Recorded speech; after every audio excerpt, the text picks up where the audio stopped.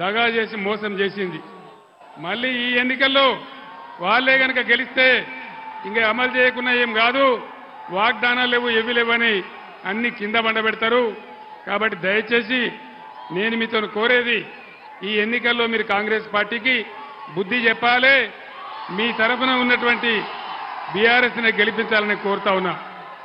Narendra Modi Bharatiya Janata party ఏదైనా ఒక పని జరిగిందా ఈ దేశంలో? 15 లక్షల రూపాయలు వచ్చినాయా ఎవరికన్నా? మోడీ 15 లక్షలు ఇస్తానడు, వచ్చినాయా?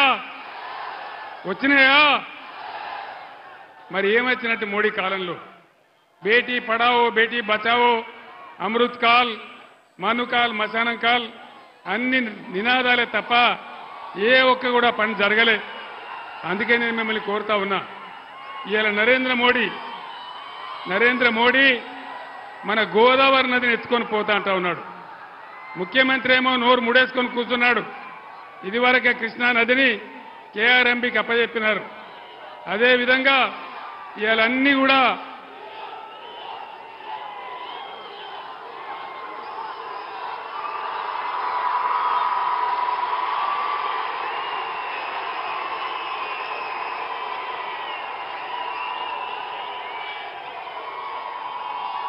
నాకు టైం లేదు, నేను 8:55 నిమిషాలకు ఉపన్యాసం బంద్ చేయాలా?